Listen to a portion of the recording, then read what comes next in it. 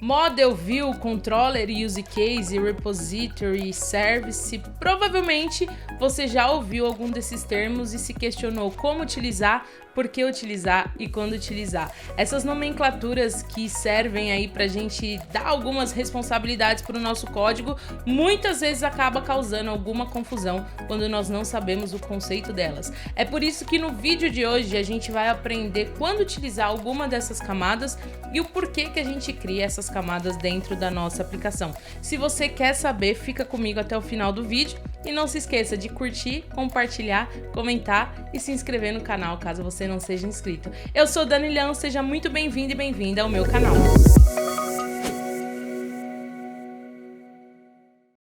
Então, para a gente começar esse nosso vídeo, a gente vai entender o que são camadas, né? E como que a gente pode dividir a nossa aplicação em algumas camadas.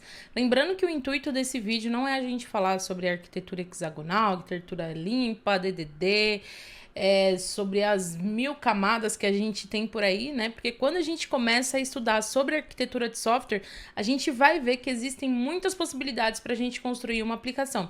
Mas a ideia desse vídeo é a gente começar entendendo quais que são ali as 3 principais camadas, vamos dizer assim, quando a gente começa a criar uma aplicação, né? Se você tá começando agora, eu tenho certeza que esse vídeo ele vai ser muito útil, né, para você entender sobre essas camadas. Então, nesse vídeo a gente vai falar especificamente sobre 3 camadas. Então, a primeira camada é a camada do controlador. A segunda camada, é a camada de serviço. E a terceira camada é a camada da persistência, tá? Então, a gente tem aqui essas 3 camadas, né, para nossa aplicação, para esse nosso exemplo. E aí, o que são camadas, né? Camadas a gente pode entender como sendo a separação que a gente tem dentro da nossa API. E aí a gente vai ter ali a separação por responsabilidades, né? Então, a camada de controlador, ela vai ter uma responsabilidade específica. A camada de serviço, ela vai ter uma outra responsabilidade específica. E a camada de persistência, uma outra responsabilidade bem específica também. E aí, dentro dessas 3 camadas, a gente vai agrupando ali, né, as classes de acordo com as responsabilidades que elas vão ter, beleza? Então, só pra gente entender como que funciona, né? Aqui a gente tem, então, uma requisição sendo feita para nossa API, né? Então, o nosso usuário, ele vai lá, ele envia via Insomnia, via Postman ou através de uma outra aplicação, né?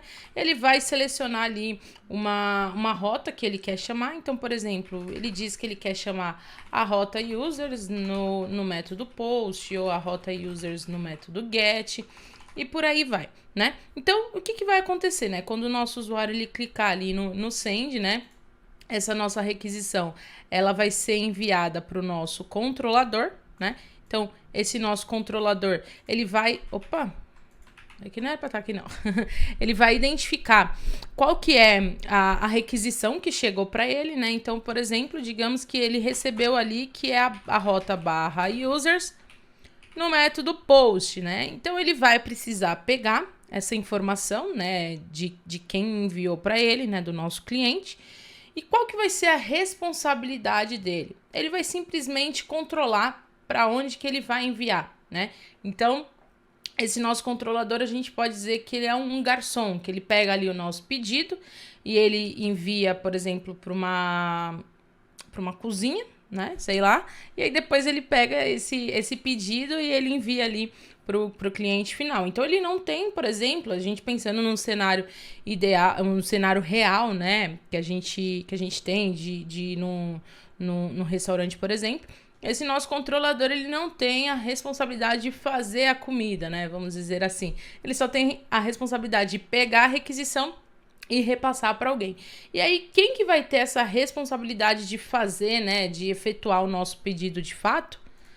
É a nossa camada de serviço, né? Então, essa nossa camada de controlador aqui, a gente diz que ela pode ser ali apenas um proxy, ele pode ser ali alguém que está ali no meio, né? Recebendo a requisição, enviando para a nossa camada de serviço. A nossa camada de serviço, ela vai ser a responsável por executar regras de negócio, executar validações, enfim, tudo que for relacionado à regra de negócio, né? Para de fato esse nosso usuário ele ser salvo com sucesso, quem vai ter essa responsabilidade é a nossa camada de serviço, né? Então, aqui, a gente vai executar as regras de negócio, tá? E aí, para a gente salvar de fato esse nosso usuário, né? A gente precisa ter ali uma camada de persistência, né? Uma camada que vai no nosso banco de dados, que é responsável por se comunicar com o nosso banco de dados.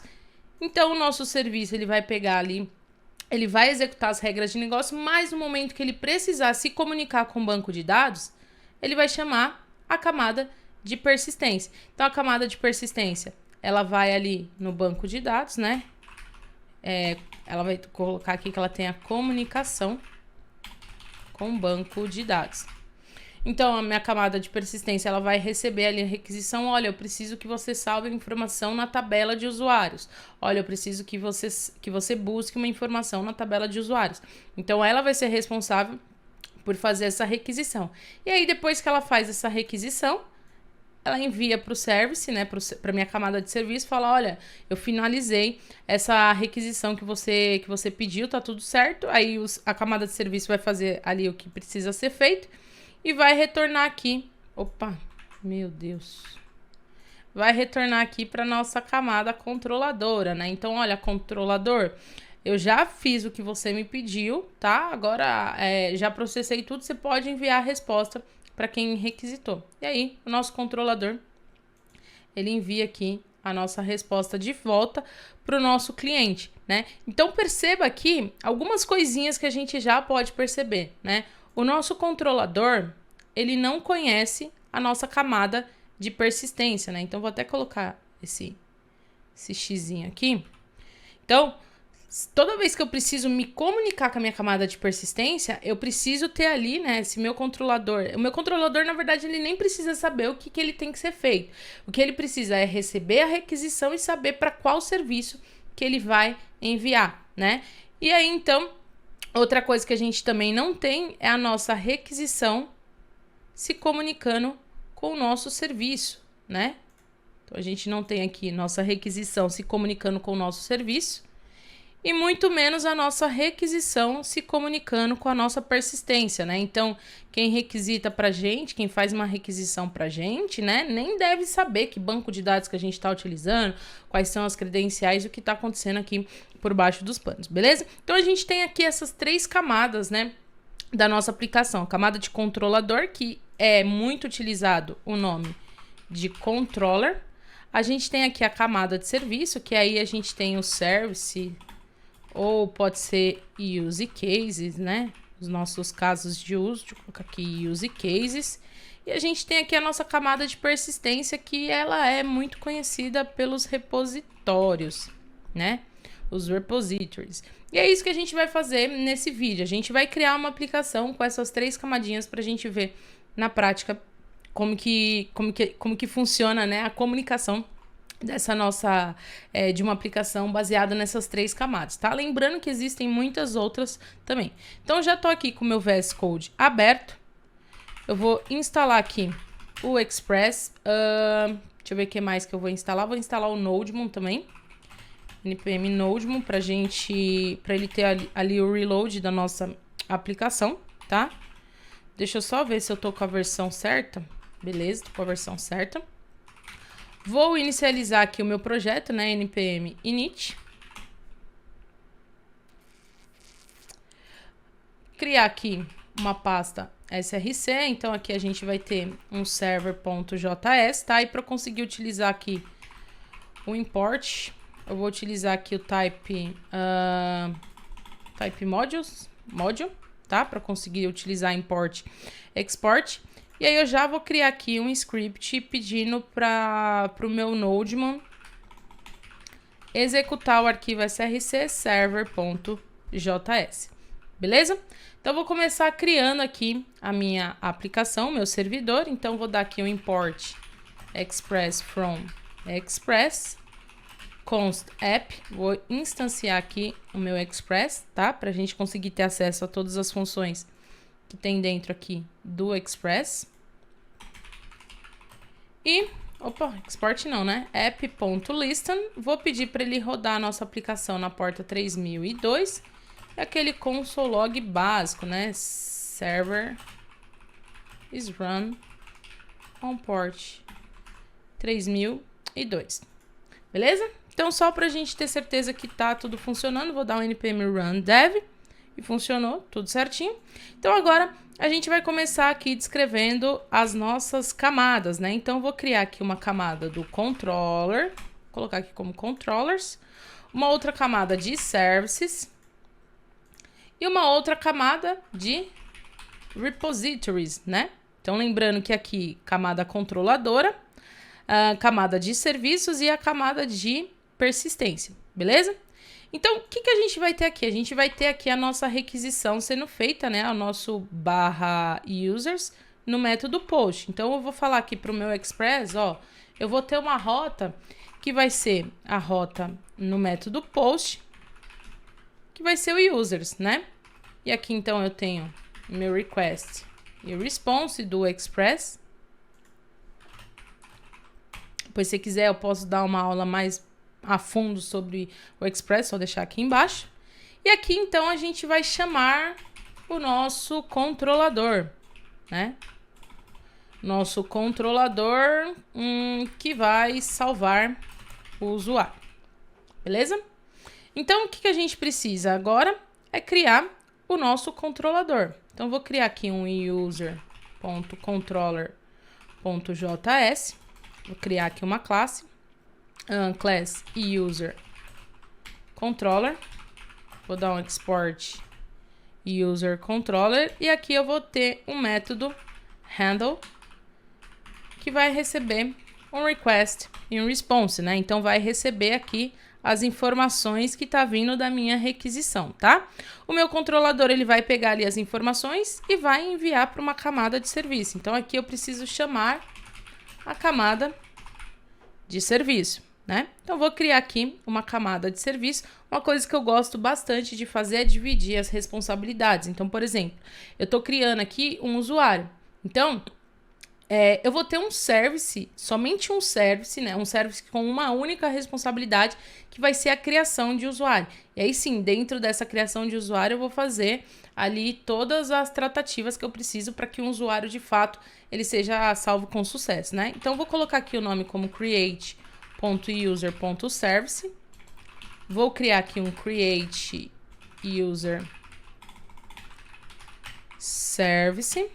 E já vou exportar esse meu create user service. E aqui eu vou ter não precisa nem ser assim, que aqui eu vou ter um método execute. Esse meu método execute, ele vai receber as informações do meu usuário, né? Então, vou chamar aqui ele como um data, tá? Perceba que o meu service, ele não sabe de nada se está utilizando Express, qual que é o framework que está utilizando, né? Ele só recebe ali as informações do data, que é o correto, né? O controlador só vai passar o que é necessário para ele saber. Beleza? Então, aqui o nosso create user, ele vai chamar o repositório, tá? E agora, então, aqui eu vou criar o meu user repository.js. Então, eu vou ter aqui um user repository. E vou dar aqui, por enquanto, um export user repository. Beleza? Então, tá. O que vai acontecer aqui? Bom, começando aqui pelo nosso server, né? A gente precisa chamar o nosso controlador. Então, eu preciso chamar esse meu user controller aqui dentro, né? Dizendo, ó, toda vez que você receber um ponto post, né? Na rota users, eu quero que você chama o controlador que vai criar o meu usuário. Então, vou colocar aqui um const user, vou colocar assim, ó. User controller igual a new user controller, né? Então, ele já fez aqui o import para mim. E aqui eu posso fazer de duas formas. Eu posso dar aqui um return userController.handle, passando o meu request e o meu response, tá? Então ele já vai, eu dou aqui um return direto. Ou o que eu posso fazer também, tá? Como eu tô dentro dessa minha função handle recebendo o meu request e o meu response, e aqui eu tenho uma função que recebe o request e o response, eu posso tirar todo esse bloco, né? Todo esse corpo aqui da função e passar aqui direto meu userController.handle e não preciso passar o request e o response, porque ele já sabe que ele tem que atribuir o request e o response para minha requisição, beleza? Bom, agora que a gente já chamou aqui, vamos aqui para o nosso handle. Então, aqui no nosso handle, a gente precisa chamar a nossa camada de serviço. Então, vou criar aqui um const create user service igual a new create user service. Ele já fez aqui o import para mim. Eu vou criar aqui um const result igual create user service.execute, passando o meu body, né? As informações que eu vou estar recebendo dentro do meu body. Então, aqui, eu vou fazer uma desestruturação e vou pegar direto o meu body de dentro do meu request, tá? E aqui, dentro do meu execute, eu passo direto o meu body, né? Que são as informações do meu usuário. E aí, se tudo der certo, né? Eu vou retornar aqui o response.json passando o resultado, né? Passando o usuário que foi de fato criado. Beleza? Então, por enquanto aqui, perceba que a gente só tá fazendo as ligações. A gente não tá colocando nenhuma inteligência a mais, né? Que é o que a gente vai fazer aqui agora na nossa camada de serviço, né? Então, além da gente chamar o nosso repositório, lembra que essa camada é a camada onde a gente vai ter as validações. Então, imagina aqui que o nosso usuário, ele vai receber um username, um name, e a gente vai ter que ter também um ID para atribuir para esse nosso usuário, né?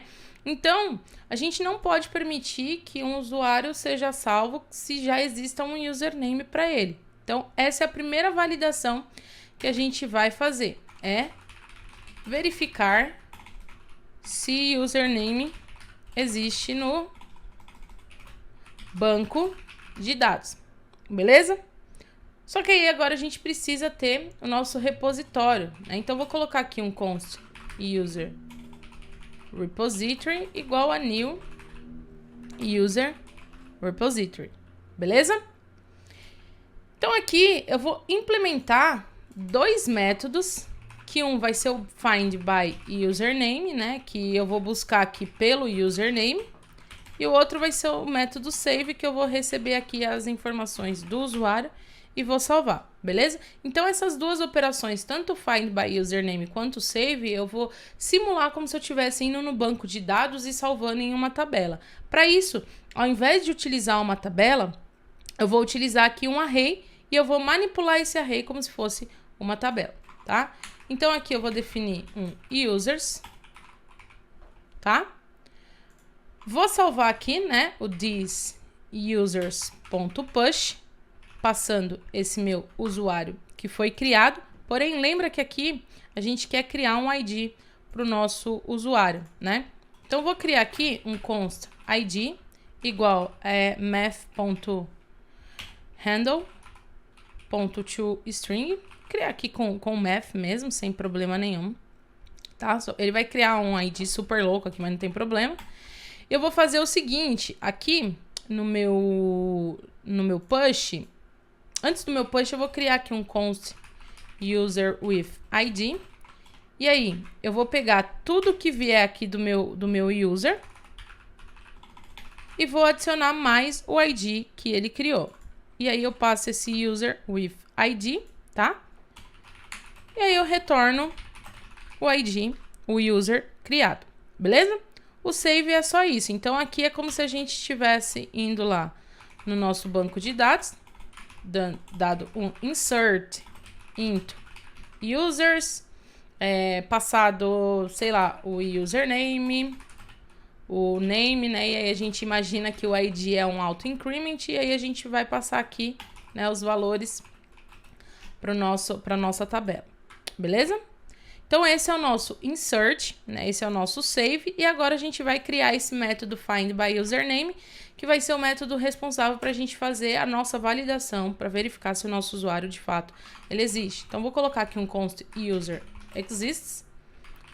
Então, eu vou procurar percorrer esse meu array, né?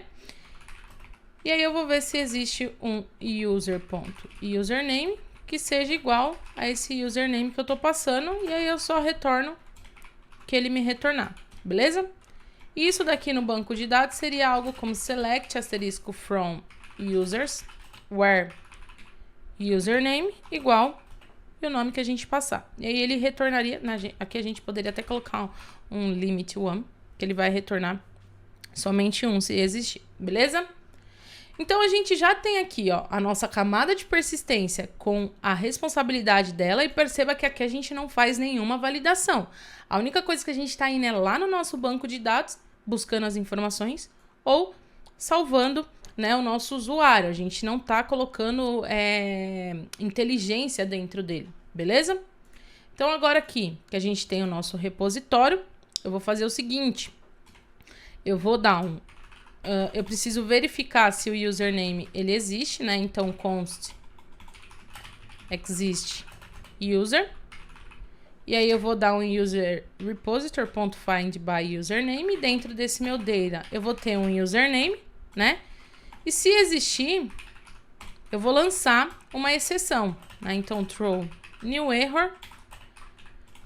Usuário já cadastrado. Beleza? E aí, se não... Deixa eu colocar isso daqui pra cima. Se não existir, aí a gente salva o nosso... Ao invés de chamar aqui, eu vou colocar salvar o usuário.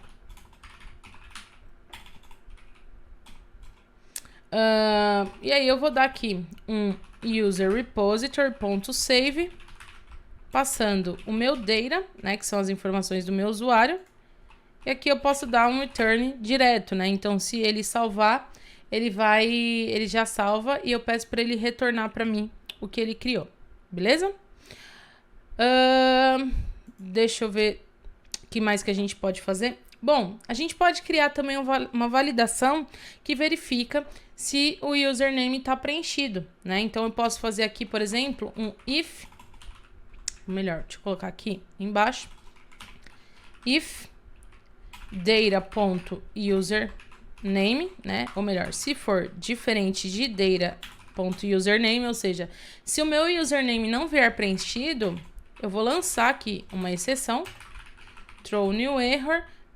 Username é obrigatório. Beleza? Então, perceba que aqui, o que a gente colocou aqui? A gente colocou a responsabilidade de uma validação e a responsabilidade de verificar se o usuário ele existe e a responsabilidade de chamar o repositório, né? Perceba que o meu controller ele não está conhecendo quem que é o meu repositório, né? E o meu repositório também não está conhecendo quem é o meu controller. A gente tem um service que faz isso. E agora aqui... O que a gente precisa fazer? Como a gente está lançando uma exceção, né? A gente está dando um throw. O que o throw ele vai fazer? Se der algum erro, ele vai lançar o erro, ele vai enviar para a camada de cima, que no caso é a camada que chamou ele, que é o controller. Se a gente não fizer nenhuma tratativa, o erro ele vai ficar preso no nosso console e muito provavelmente a gente não vai saber o que aconteceu. Então, para a gente resolver isso... Eu vou colocar todo esse bloco por volta de um try catch, né? Então, vou falar para minha aplicação, ó, tente executar isso, né? Se for tudo ok, você retorna aí o result. Porém, se der um erro, se cair aqui no catch, se ele receber algum erro, eu quero que você retorna um response.json com uma mensagem de erro, né? Então, error.message. Beleza? Então, a gente já fez... A única responsabilidade é essa tratativa aqui, tá? Que aí sim a gente precisa colocar aqui, porque é o meu controller que conhece o meu response, né? Bom, eu acho que é isso que a gente... eu preciso aqui, como eu vou utilizar o JSON, eu vou colocar aqui o express.json, tá? Pra gente conseguir utilizar, enviar os dados via JSON. Deixa eu ver aqui o que ele reclamou. Imported from... Deixa eu limpar aqui e rodar novamente, como a gente fez bastante alteração. Não, error capture. Tá, capture tracing, imported from API server, cannot find module, search controller. Ele não tá conseguindo encontrar o módulo? O que eu fiz aqui de errado? Tá, eu acredito que pelo fato da gente estar utilizando aqui o type module, né, a gente precisa especificar qual que é a extensão aqui. Vamos ver, vou colocar aqui o ponto .js, ponto .js e ponto .js. Cruzem os dedos. Era isso mesmo, né? Então, vamos rodar aqui. Ele rodou, mas ele não recebeu o ID. Por quê? Porque, cadê o meu repository? Ah, tá, porque aqui eu tenho que passar o user with ID, né? E não o user ID. Então, eu vou dar um send, vou dar outro send e perceba que cada vez que eu dou um send com o mesmo username, ele permite a gente cadastrar. Mas aqui, eu não falei para o meu service para ele fazer uma validação se o username ele existe. Se ele existir, eu não posso permitir, né? Mas o que está acontecendo? Toda vez que uma requisição ela chega aqui na nossa rota, a gente chama o nosso controller chama o nosso service, perceba que o nosso service ele está sendo instanciado, né? E ele entra aqui no nosso execute. Toda vez que a gente entra, né, nesse execute, a cada requisição feita, o meu repositório ele é instanciado, né? Ele é dado aqui um new, ou seja, toda vez que eu dou um new, o meu array ele vai ser reinicializado também. Então, o que a gente pode fazer para melhorar essa parte? Eu vou fazer o seguinte, ao invés de eu dar um export assim, eu vou dar um export default new user repository, tá? Porque dessa forma, o meu repositório ele vai ser instanciado uma única vez quando o meu arquivo ele for renderizado na minha aplicação, né? Quando a minha aplicação ela for criada. E aqui, aí agora como eu estou utilizando ali o default, eu vou utilizar o import assim. E só para a gente não matar esse const aqui, eu vou remover esse new user e vou chamar diretamente a nossa classe aqui, beleza? Vou mandar aqui, né? Se eu mandar de novo, usuário já cadastrado, beleza? E só pra gente melhorar que ele tá dando um erro 200, mas aqui no meu response, eu vou fazer o seguinte, eu vou pedir para ele mandar um status 400 com a mensagem de erro, né? Então, a primeira vez deixou, né? Porque a minha aplicação foi reiniciada. Segunda vez, usuário já cadastrado, um bad request aqui. Beleza. Se eu mandar aqui um outro usuário, por exemplo, ele salvou a primeira, a segunda não salvou, né? E se eu envio aqui sem o username é obrigatório. Então, olha só que bacana. A gente criou aqui a nossa aplicação, né? A nossa aplicação foi finalizada e a gente conseguiu entender quais são as 3 camadas da aplicação. Então, a gente tem a camada de serviço, que vai fazer ali toda a regra de negócio, que vai ter a inteligência da nossa aplicação, ela que conhece tanto o controller como o repositório, a persistência, né? A gente tem aqui a camada de repositório, que é a camada de persistência, que ela vai no nosso banco de dados, né? Ela é a única responsável por conhecer o nosso banco de dados, né, e por fazer também a comunicação com o serviço. E a gente tem aqui o nosso controller, que é quem recebe a nossa requisição, pega os dados e envia para o nosso serviço para ele salvar ali, para ele fazer tudo o que ele precisa, né? Bom, eu espero que você tenha gostado do vídeo de hoje, espero que tenha sido produtivo, espero que você tenha entendido o que é a camada de controller, de repositório e também de serviço. Se você ficou com alguma dúvida, deixa aqui embaixo nos comentários que eu faço questão de poder te responder e também te ajudar. Não esqueça também de deixar sugestões de novos vídeos também, se você quiser, de curtir, compartilhar, comentar e se inscrever no canal, porque o seu apoio é muito importante para eu continuar esse canal. E também, se você quiser, me segue lá no Instagram, porque direto eu faço também algumas caixinhas de perguntas e tem mais algumas coisas também que tá vindo aí no Instagram, tá bom? Eu vou ficando por aqui, um beijo, fique com Deus e até a próxima. Tchau, tchau!